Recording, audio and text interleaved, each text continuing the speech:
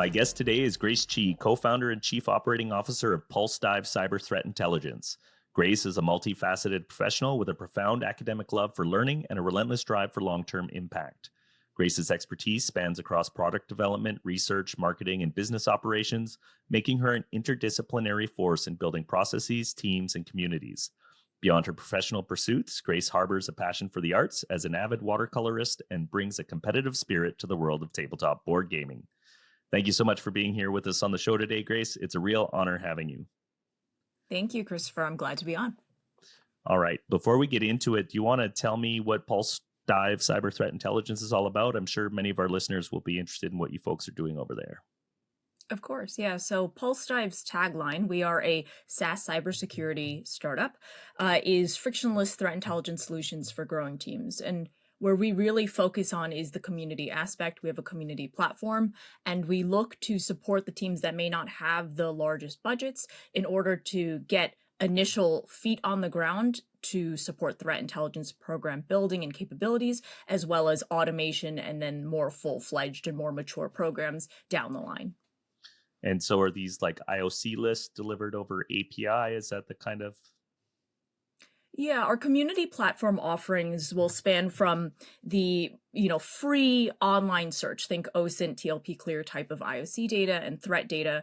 We're constantly ingesting, news sources, new threats, conducting our own active and passive scans on IOCs to help support all of that raw knowledge gathering and investigation for an analyst.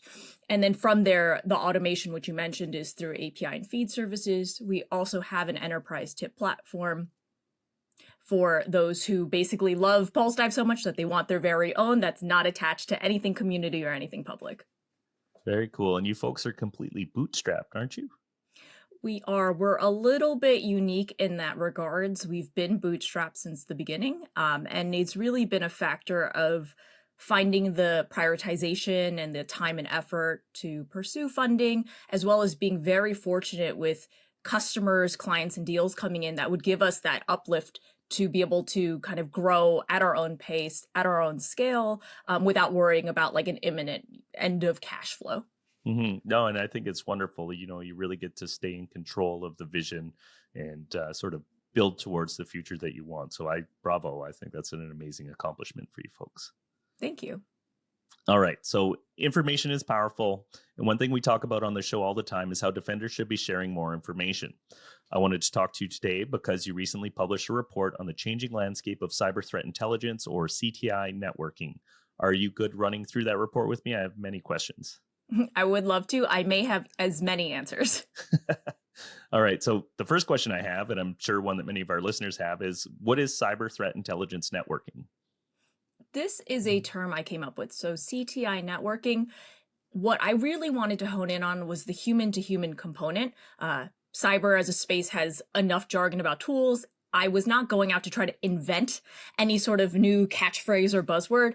It really just meant threat intelligence work that was done people to people in an excuse to let me remove all of the technical, all the product, all the solutioning piece from my research. Okay. And you first published this report 2 years ago, and the recent one is sort of a follow-on of that. Correct. So this is a quasi, not scientifically longitudinal study. I wanted to look at what changed over time. My first research was published in January or February 2022. And then this year I published the new one, January 2024. Awesome. And what was the motivation of the report in the first place? Just to kind of get a sense of how people were sharing information? Yeah, this is interesting. And I know you yourself are also not born and bred in the cybersecurity world. I myself am not either. I touched on security earlier in my career, and then with Pulsedive really dove into the CTI discipline. As we all know, in emerging tech, vendors and solutions and product, there's this extra emphasis on product solving everything when that's just a component, right? And so as I was in this space working as a vendor too, when I pulled back the curtains a little bit, I was like, hold on, how are you getting this information? I found so much of it was happening in honestly super messy, non-sexy, non-automated ways. And Yeah. when I pulled back the curtains for it, I'm like, wow, so much of this field is done because there are trust groups, because people are messaging each other one-on-one. All of these researchers, we hear over and over again, this cannot happen in a silo, sharing must happen. And we like to think that tools are solving everything or can solve everything.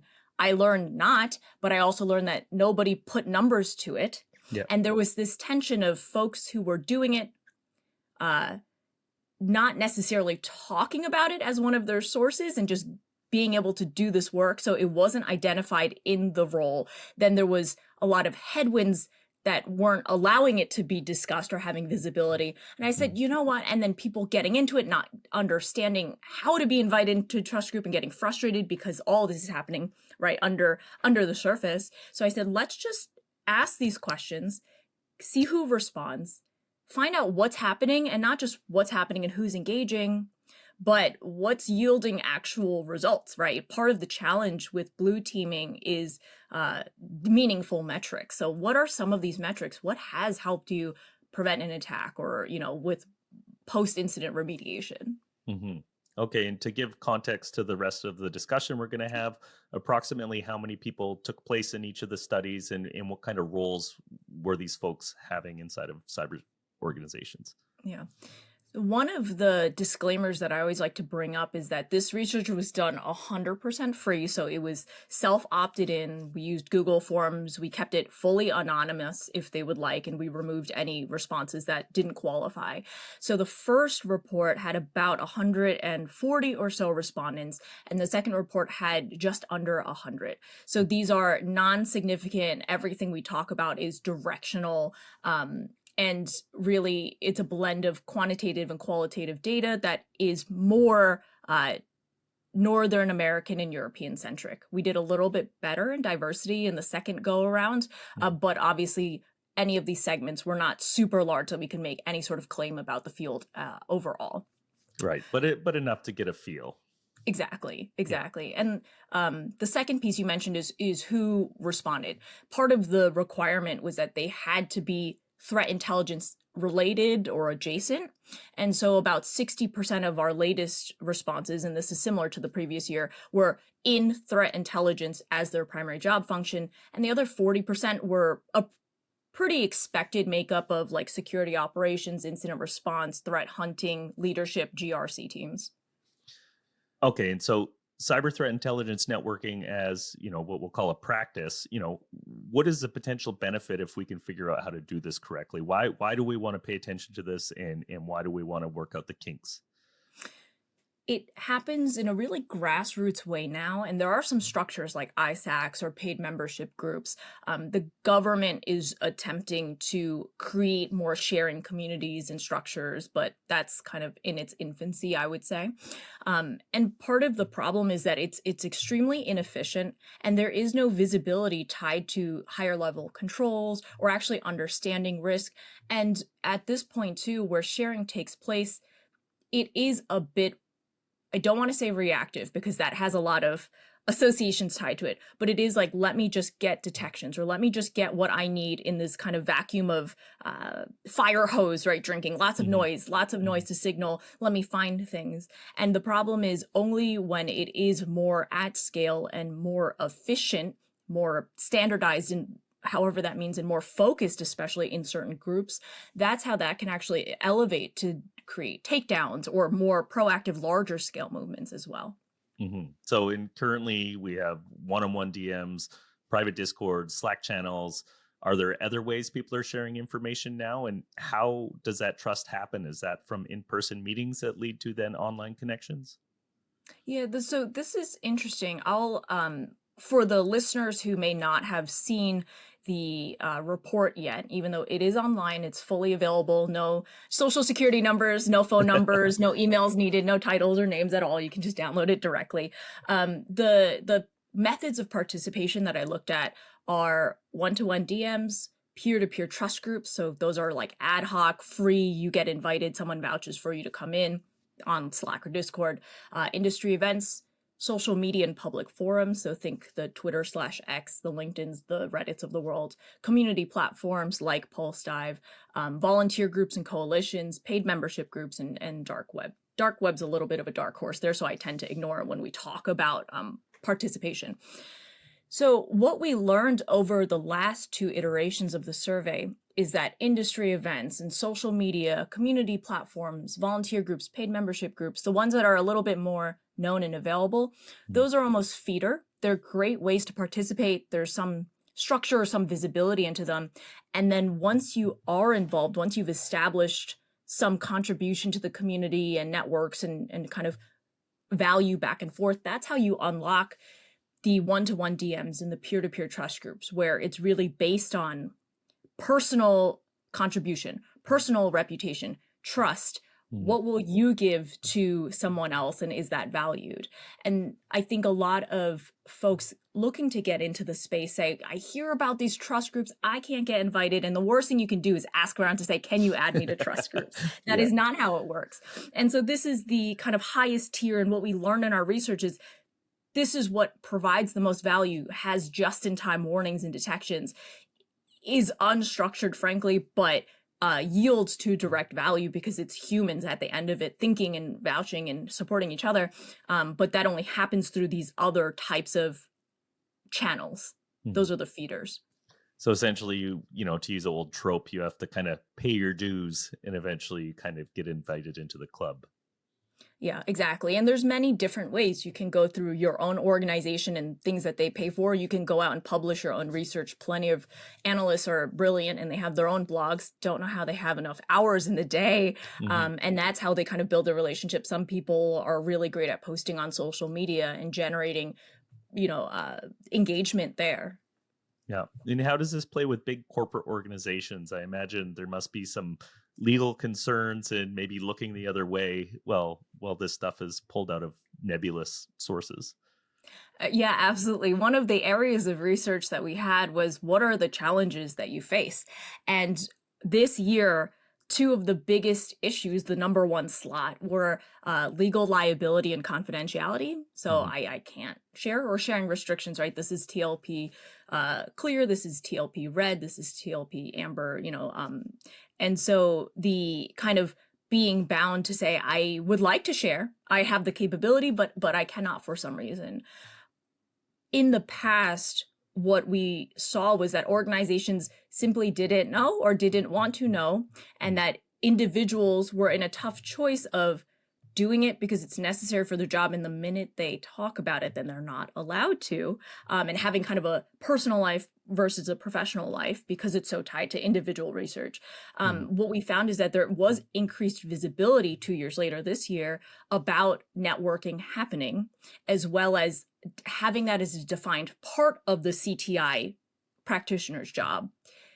However, on the flip side of this, we also saw through qualitative responses and other challenges that people have less time. Threat intel people are doing 18 jobs, so it's not necessarily one of the things they have to do, but leadership knows it's happening and it is accepted and it is defined in a responsibility. And is there any, does deception and misinformation ever come through these channels? I imagine because it is sort of ad hoc, there's no sort of formalized vetting process. So is that something that you've seen encountered? Particularly in the peer-to-peer trust groups, you see a lot of groups started and then fizzling out. There's a dynamic of the public and kind of known ones that are huge, and the amount of participation is not necessarily as high as it should be, and really private ones that really you don't know about because it's a group of you and 5 friends who are all in same industry or working on same project. I would say the bigger issue we hear is not necessarily intentional misinformation or disinformation, but just noise. Like, we do enough confusing ourselves or reposting the same flawed news or having an echo chamber that it's figuring out the noise to signal ratio. That being said, I know I've heard from several people that there might be small trust groups. The minute there's a whiff of something getting out or someone breaking TLP or someone having simply had bad behavior in the past in the group, they will just poof, disappear, and then it's on to the next kind of infrastructure, on to the next group, on to the next channel. So it doesn't, a lot of these really private and smaller groups are extremely sensitive to this. And the minute there's even a chance that trust is broken, they're gone. Huh. That's really interesting. And you mentioned something I sort of was surprised by this last year when the news of the DDoS toothbrush attack took Oh, place. How much that got reshared before anybody really researched it. I thought we were sort of at a spot where people were more cautious about doing that and amplifying it. And you saw some really credible sources publishing this information because it was amplified so much by the community. So I do think that's probably a big challenge. absolutely. And at the the SAN CTI summit, there was a speaker who talked about the ramifications were of saying that something is targeted versus understanding how targeting actually happens. So if CISA publishes an advisory saying targeting healthcare, even if it is true in some regards, without additional context, every single, hospital system, every single healthcare, then they're all doing work and they're all putting in their efforts and understanding what that is. And so I think as a field, CTI is quite like it's full. There's a lot of players, but it is not mature, and a Mhm. lot of academic level type of research about ontology, about how things are spoken about, how these mechanisms are shared, and the standards they can be shared in are really important to help drive efficiencies and clarity around what we're really doing and getting those results. Yeah, and the motivations are somewhat clouding the results because as threat researchers and people trying to make names for themselves, they want to be the first, they want to amplify things, they want clicks. And like you just alluded to, if we put out this big alert that something's targeting this whole industry, that's great for getting clicks, but now you've put thousands of people to work doing something maybe they don't need to do, and they could have been protecting the organization in a better way. And there's different facets, right? Without CTI as a field loves to get really academic and create all these frameworks, and then practice is quite different, but there's different factors to what is targeted. And oftentimes what we see is they're really opportunistic. It's Mhm. just quote unquote low hanging fruit. And therefore, let's say nonprofit organizations, are they being targeted or do they have very limited cybersecurity budget? So it's easy, right, to get into their networks. Right. Yeah. 95% of breaches could be stopped with 2FA, right? Yeah. So, what were the most popular methods for gathering threat intel info according to your report? And did those change dramatically between the 2 years in which you ran it? What we learned about the networking participation is, I'll pull up, I do have the numbers just in case we want to get really into the nitty gritty, is that last in 2022, the last report, peer-to-peer trust groups, social media and public forums, and one-to-one DMs were kind of far, far above the rest, 20 points above the rest. What we saw in the shift since, which makes sense based on external factors, is that one-to-one DMs and peer-to-peer trust groups kind of rose way above the top. And then there was a drop. Social media dropped way lower into kind of bottom, like 20 points plus below, and industry events kind of rose up. So industry events and social media were kind of then shared at a third that's below the kind of top two we talked about earlier, those kind of secret, private, trust is built and it feeds into this final kind of stage of messaging or sharing. And the reason why I really dug into what happened to make social media drop and what happened to make industry events rise is pretty obvious, and it's beyond just cybersecurity. One is that COVID eased up, so we could actually go to events and we're not all just staring at each other with our cameras off on a webinar, right? There's limitations to that kind of engagement, but it's great that we have that option. And two, Twitter and X, whatever we want to call it in this chat, went from being the premier place, which had a dumpster fire, but was great breaking news. It's Mhm. noisy, it had issues, but was the place where threat researchers and security analysts were sharing information, to undergoing this kind of crisis, this chaos, and a confusing overlay of like 5 different other potential replacements coming in that's better. Everyone flocked to it. No one actually used it. Now they're all kind of ghost towns, Yeah. whether that's Clubhouse, Blue Sky. I just looked in at some of the other ones, and some people's first posts were also their last post. Yeah. Yeah. That was such an interesting phenomenon to watch take place. I think the cybersecurity community has some very strong moral fiber at the core of what they're doing, and just sort of making that decision to leave X or Twitter, and yeah, just kind of being scattered to the wind. It was a loss in many ways, and too bad that platform wasn't able to keep that group together. Right. And the other platforms couldn't kind of follow on. I think Reddit is a steady state, but it's not quite where groundbreaking, late, recent, timely, actionable stuff happens, but there is forums and kind of support. LinkedIn, I will say, I know a lot of security people hate LinkedIn. I completely get it. It requires a lot of tuning and ability to skim past things you don't want to see. Yeah. But some of the fallout from this switch from the Twitter X kind of phase has yielded really good research and good kind of professionals, and they may be a little bit more business oriented or in management positions to come to LinkedIn. And I have been enjoying that quite a bit. But there is also the LinkedIn Lunatics Reddit, which I shared, and a lot of people really seem to enjoy that and adding that subreddit to their daily reads for entertainment. Okay, yeah, I'll link that along with your report in the show notes because I love these little gems.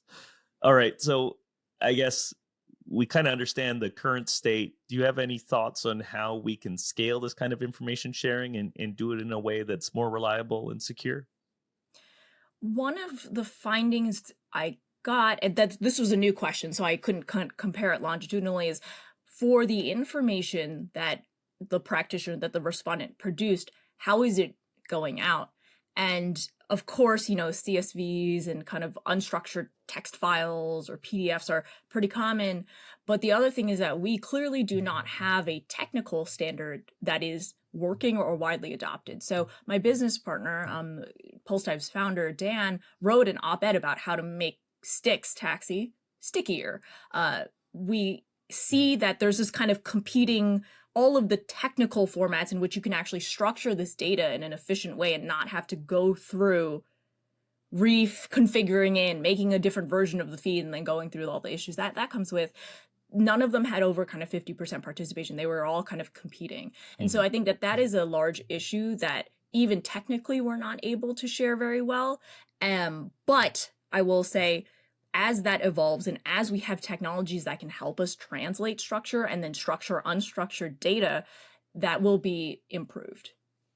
Okay, so we almost need like a RSS feed standard for cyber threat. Is that the takeaway?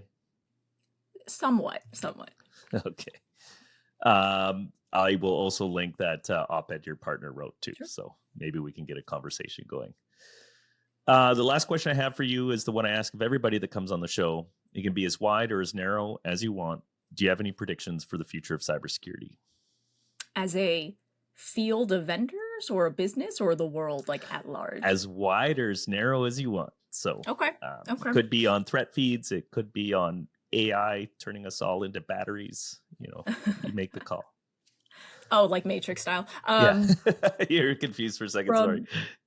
From a few, okay, so from a business standpoint of organizations needing cybersecurity, I will say that I think the cyber services business, either hybrid model or outsourced model within the realm of like CTI and blue teaming, is really going to grow for the SMB and SME, small to medium enterprise market.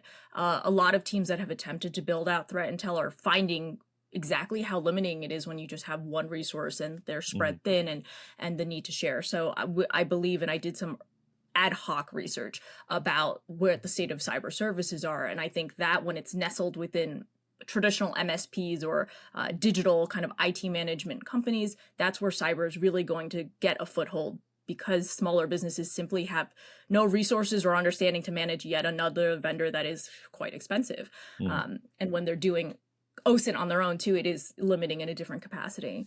I think that in the vendor market, companies and startups that have a level of patience, which is, I know, is not the thing that we usually hear. We think first to best to market, exit quick. I'm not saying they'll make the most money, right? There's a lot of really business savvy people who can exit big. The patient companies who are willing to grow as the market matures and as the practitioners are figuring out what we need and build those use cases, but that have a driving vision, they will be the ones that will last and be able to create the solutions that become kind of foundational, right, in the cybersecurity space. I know Ross writes a ton about the business of cyber as well, and I think that patience is not something that we always think about from a vendor side, definitely from an internal side. But I think that that trait mixed with improving product and working with the customers is really critical. And I think the last piece at the greatest scale is, out of hope, we are going to get better at understanding the upside down of adversary behavior, and not just thinking in terms of tactical IOCs or TTPs, but saying, how do we disrupt this behavior? How do we share, right? So that there's actually joint takedowns versus just blocking an IP address and preventing an attack at point. And understanding that for every positive tech enhancement or improvement, there is that opposite reaction of how is that utilized in the space of the adversaries? How are they recruiting? How are they getting funding? How are they building affiliates, networks? How are they enabling business continuity in their own right after they get taken down? Being able to think at that level of, this is an economy, this is a crime group, and taking that kind of background in law enforcement and kind of shared coalitions for takedown is going to be really important. That's very interesting. Yeah, I've spoken with a couple of people on the show who've had thoughts about, I don't want to say taking the fight to the bad guy, but thinking more about how to go disrupt these organizations and collectives at their source instead of waiting to be reactive to them. So I really appreciate that insight. Yeah. And even going upstream to say, how are they recruiting? It's because, sure, there's criminals in the way you think and hackers, but there's also people who are really disillusioned because their jobs as a security person stink and they don't get the money that they need and they're burnt out and they have other desires, right? So how do you even disrupt the pipeline that we so desperately want that's going to places we don't want them to go to? Interesting. All right, Grace. Well, thank you so much for being on the show and sharing this information on this report you put together. As I mentioned, I'll link it in the show notes. And just want to thank you for coming on the show. Of course. Yeah. If there's any feedback, I'm always open to it. And obviously any kind of interesting outcomes or anecdotes, I'm always interested in hearing. All right. Well, take care. Take care.